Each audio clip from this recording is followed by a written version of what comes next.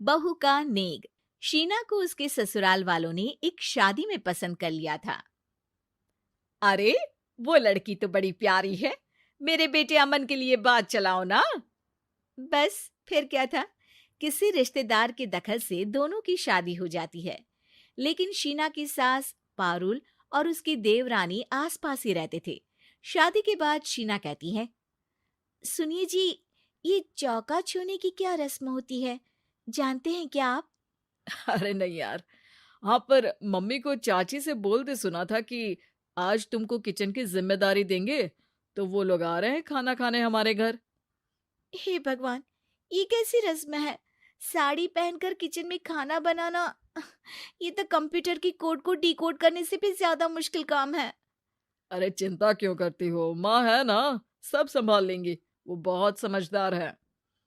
शीना को भी पति की बात ठीक लगती है।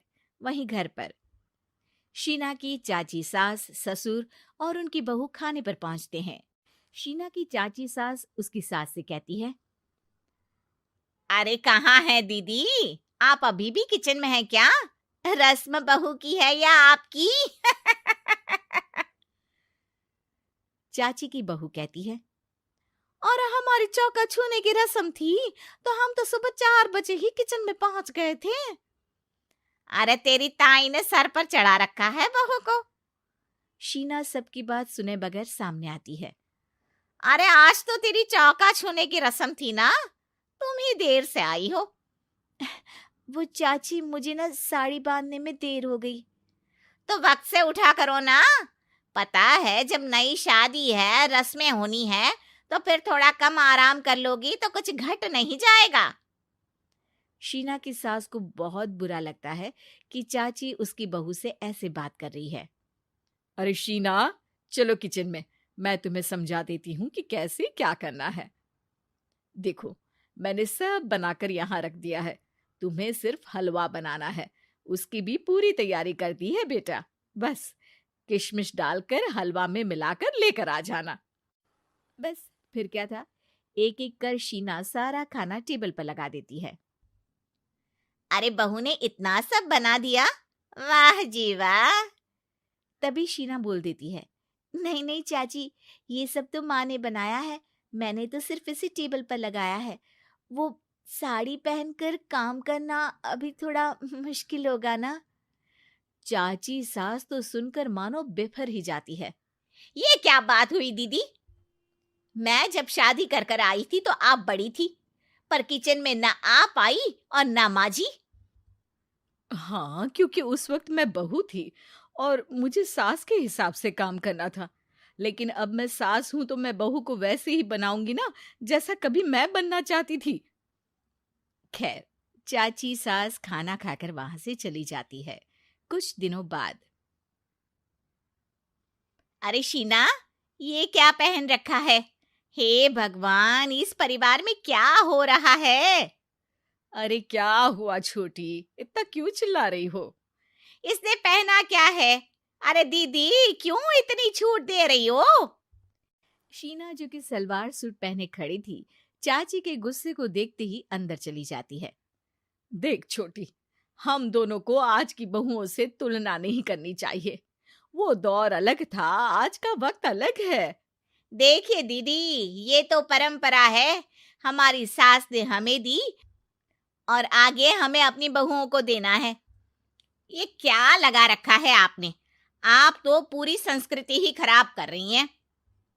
ये बोलकर चाची सास वहां से चली जाती हैं। शीना की सास चाची की बात से परेशान होकर रोने लगती है। तभी उसका पति वहां आ जाता है। अरे क्या हुआ भाग्यवान, फिर तुम्हारी देवरानी तुमको ताने देकर चली गई है क्या? हाँ, पता नहीं मैं ठीक कर रही हूँ कि नहीं, पर मुझे तो बहू के सूट पहनने में कुछ गलत नहीं लगता। अरे लोगों की बहुएं तो न जाने क्या क्या पहनकर घूम रही हैं। मैं तो उसे भी बुरा नहीं मानती। ये क्या मेरी गलती है? अरे नहीं, बिल्कुल नहीं। अपने किए फैसले का सम्मान करो। ठीक है सब। कुछ दिन निकल जाते हैं। फिर आता है शीना का पहला करवा चौथ। अरे शीना बेटा, यह त्योहार हमारे घर में बहुत मायने रखता है। तुम शाम की पूजा के लिए अच्छे से तैयार हो जाना। और सुनो, चाची सास और उनकी बहू भी यहाँ आएंगी पूजा के लिए, तो खाना भी बनाना है, वो मैं बना लेती हूँ। तुम बस आज के दिन साड़ी पहनना बेटा।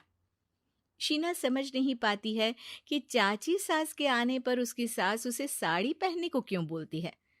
नहीं नहीं माँ जी, मैं सारा खाना बना लूंगी, आप उसकी चिंता ना करिए, अब तो मैंने सब कुछ सीख लिया है। शीना की सास उसकी बात पर खुश हो जाती है। छोटी को पता न चले कि मेरी बहू घर में सूट पहनती है, तो मैंने आज साड़ी पहनने को बोल दिया। क्यों लोगों को बिना वजह बात बनाने का मौका दें। शाम को सब पूजा पाठ करके बैठे होते हैं कि चाची सास की बहू चाची सास से कहती है, माँ जी, आज के दिन तो आप लोगों के घर बहुओं को नेक दिया जाता है ना। हाँ हाँ बहू, बोलना, तुझे तेरी सास से क्या चाहिए। हाँ शीना बेटा, तू भी बता दे कि तुझे क्या चाहिए। मम्मी जी, मुझे ना आपका वो रानी हार चाहिए जो आपने अभी पहना है। चाची सास थोड़ा हिचकिचाते हुए कहती है, हाँ हाँ हाँ, ले लेना, सब तेरा ही तो है। तुझे कौन सा हार चाहिए बहू? माँ जी, मुझे नेक में आपसे परमिशन चाहिए कि आप मुझे नौकरी की इजाजत दें। आप तो जानती हैं कि मैं और ये एक ही कॉलेज में एक ही क्लास में साथ में थे, लेकिन आज वो कहाँ है और मैं कहाँ। वाह जी वाह, ये भी सुनना बाकी रह गया था। इस खानदान की बहू नौकरी करने बाहर जाएगी।